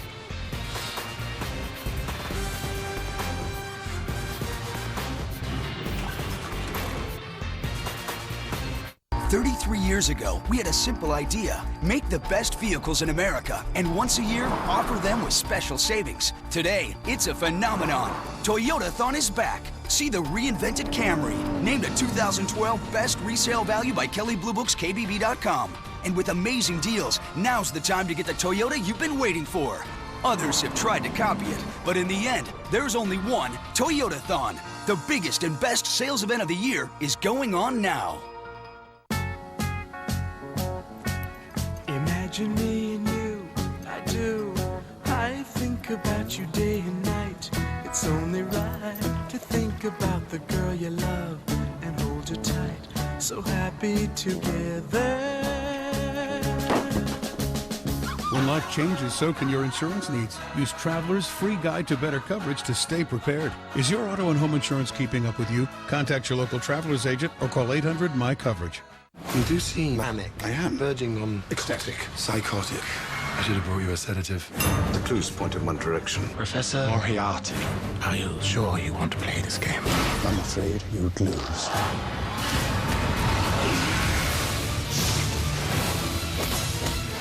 You know my methods. Shall we get to work?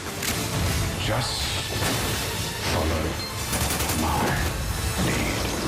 Sherlock Holmes, rated PG-13, starts December 16th. ESPN, the home court of college hoops. 6 elite men's and women's teams take the floor for a great cause. The Jimmy V Classic. Tuesday at 7 on ESPN. 13th ranked Missouri clashes with Malik Waynes and Nova. On ESPN2, Powerhouse Connecticut hosts defending national champion Texas A&M. And at 9, it's Washington versus number 16 Marquette. The Jimmy V Classic, presented by Corona Extra. The action tips Tuesday at 7.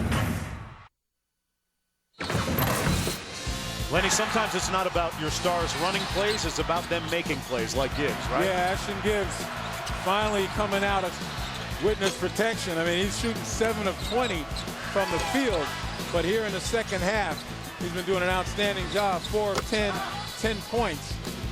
And he's there when Pittsburgh needs him. Well, very athletic family. Had a chance to spend a little time with his father back at the hotel restaurant a few moments ago prior to the game. His father's name is Temple, who interestingly enough played collegiate football at Temple. No. He did. True story. Wow. Well, his son is quarterbacking this team well here in the second half. That's a tough pass right there. Ball out of bounds. Tennessee basketball. 5th turnover. We're talking about football and struggling times here in Rocky Top.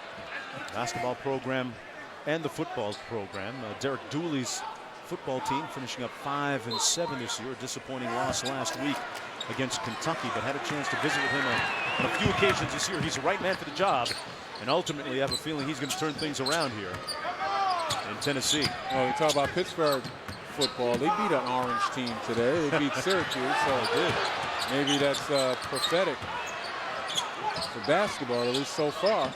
Seems that way. Lonzo Martin coming over from Missouri State, giving a nice infusion of energy to this program, like Tatum with that jump shot. Tatum has 11, and the lead is down to 5 as we approach 2 minutes to go. Tennessee with a couple of timeouts remaining. Ashton Gibbs certainly needs to have the ball in his hands. He scored 9 of the last 11 points for Pitt, and he's starting to feel very comfortable in making plays. And down the stretch, that's what you need, your star making plays. Kick out, and a wide open shooter, the bucket good. Patterson again with a clutch second half bucket, another one. It was off penetration by Gibbs, getting into the paint, forcing the Tennessee defense to collapse. Tatum on the wing. Long 3, rebounded by Gibbs. And now the clock certainly the enemy of Tennessee.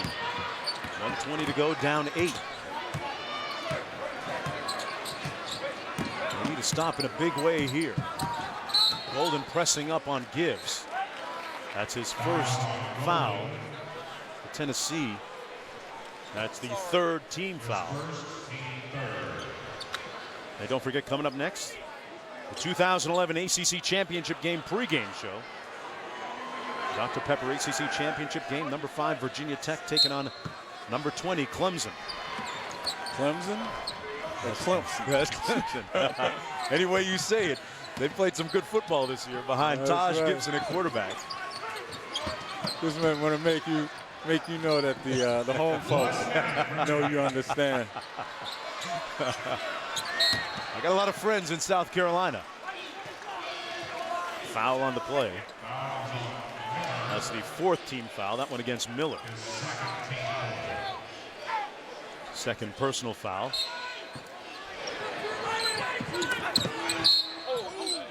And Golden gets an elbow from Gibbs. Not sure that was on purpose. Gibbs with a nice show of sportsmanship. Totally unintentional. Yep. Ashton Gibbs immediately goes to Golden. He's just trying to protect the ball. And you could see immediately from the reaction from Ashton Gibbs, oh man, I didn't mean that.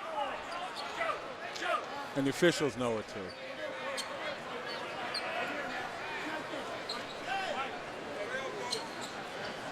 And now the officials discussing this one. It looks like they're going to go to the monitor and take a look at this.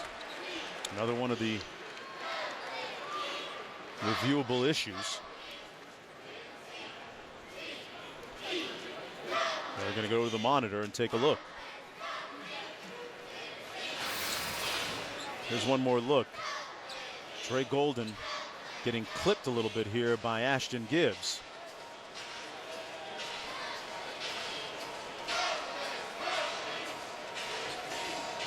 I can certainly say that if it's left within the officials' judgment, they have to see that it wasn't intentional. And he said he apologized immediately. You can see the reaction on his face after the contact was made. Right there, look, ooh, my bad.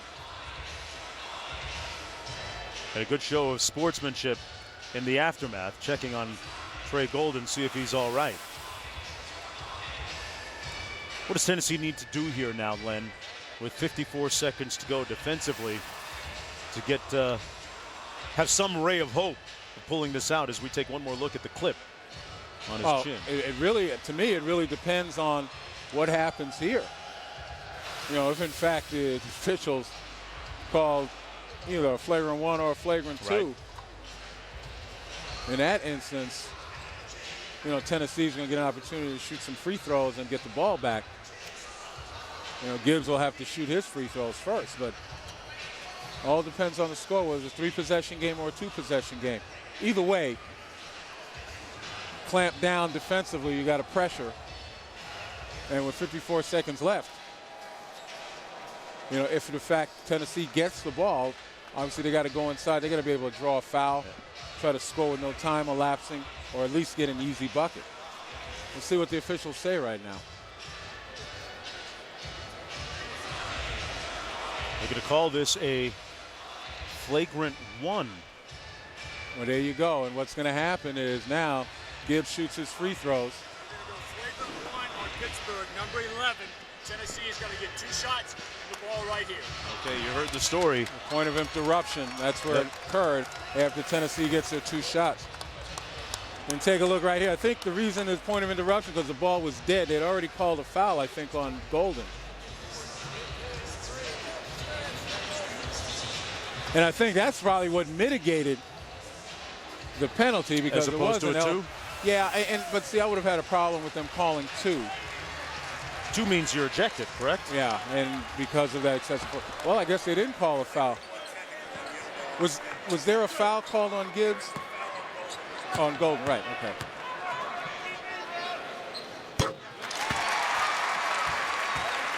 So what happened was the foul was called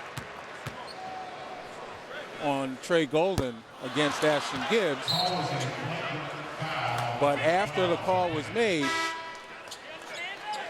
the flagrant 1 was called. And it's going to be Tennessee basketball. And Tennessee gets the ball after the 2 free throws at the point of interruption, the point that it occurred.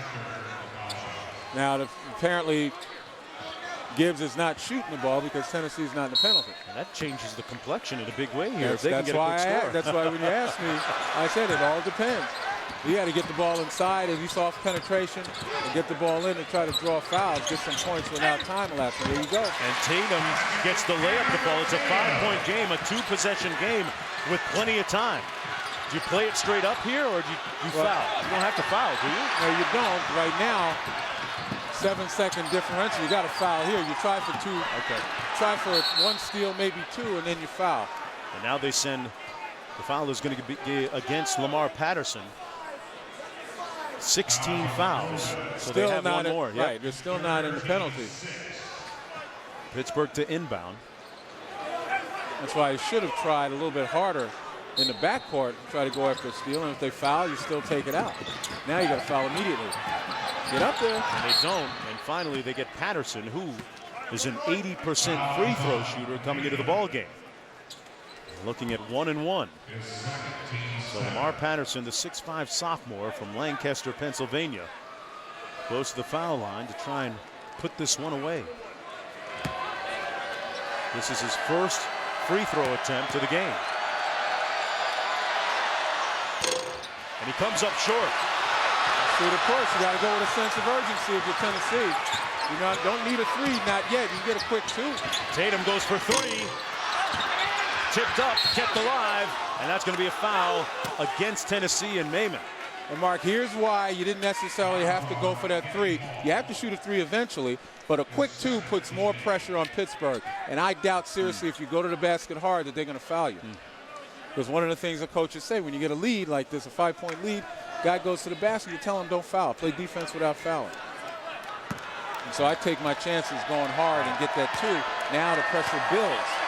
And teams, when the pressure builds, are more prone to make mistakes. Here you go. Taylor keeps the door ajar. Still go for a quick 2 if you can. You don't necessarily need a 3.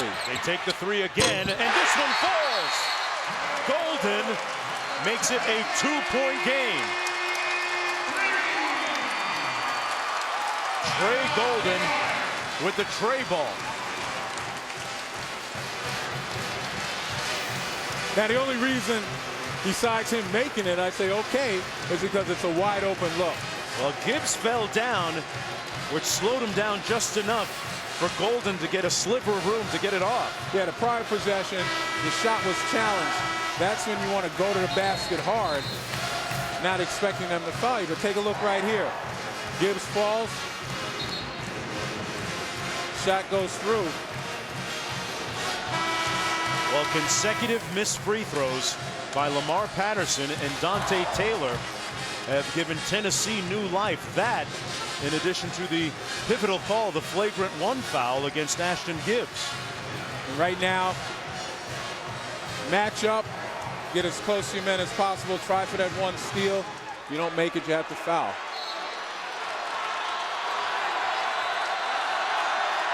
Pittsburgh is shooting the bonus.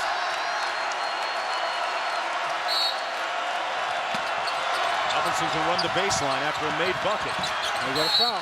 And Taylor, who missed the front end of a 1-and-1 a couple seconds ago, will go back to the foul line. And is that the look of a guy walking the green mile right now or not? What do you think? I don't know. Taylor, a 70% free throw shooter. When you're looking down and you're kind of strolling instead of running to the free throw line, it doesn't show me much eagerness.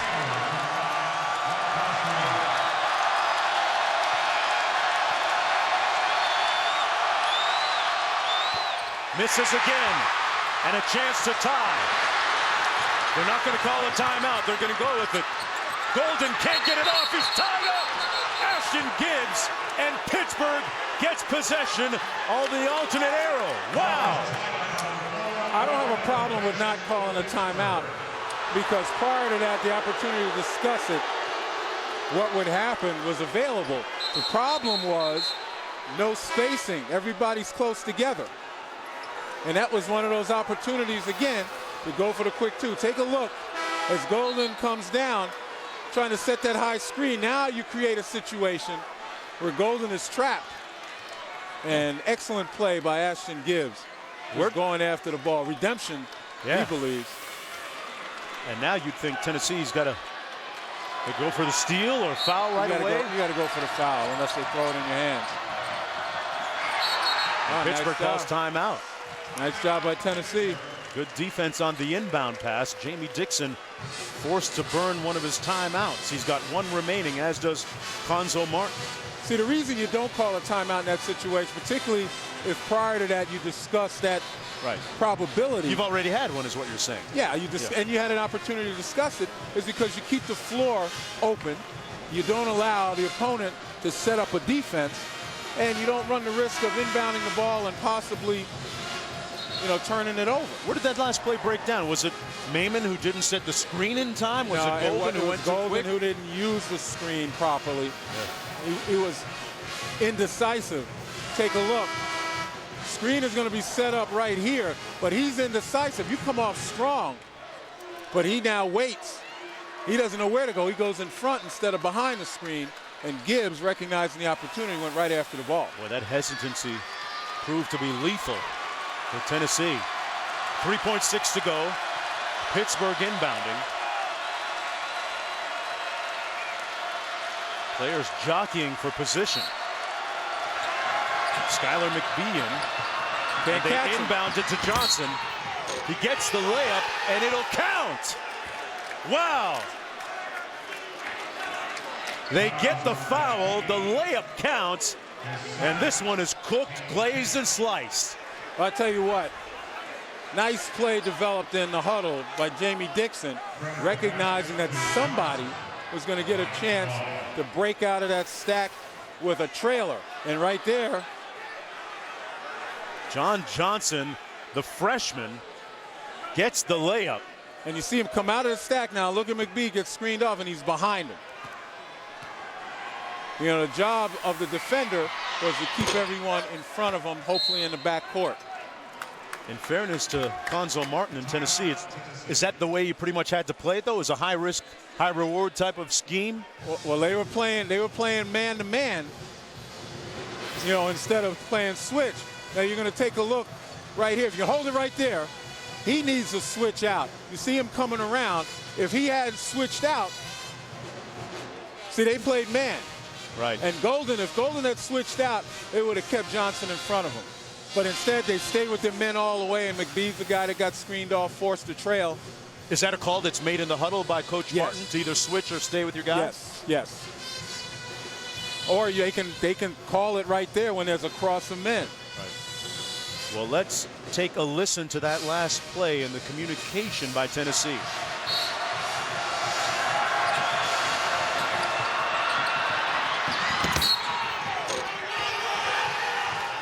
couldn't have had a more deleterious, hurtful set of circumstances on that play, the foul and the bucket.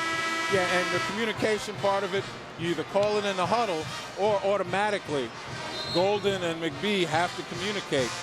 And once Johnson came out and started to curl, he went right in front of Golden. Golden takes him, keeps him in front. Right. And then McBee switches on his man, he's in front. But right there, they were stuck staying with their own men. And the other side of it is the guy guarding the ball should have never allowed at least a straight pass into the front court. Pretty alert play by the inbounder, too. Golden with the three, off the mark. And Pittsburgh storms into Knoxville and atones for last year's defeat up in Pittsburgh against the Volunteers. What a finish in the HTC Big East Challenge. The Big East up 8-2. Final score once again 61-56 for the Pittsburgh Panthers. Ashton Gibbs playing out of position at point guard, looking at home in the second half, leading the way for Pitt.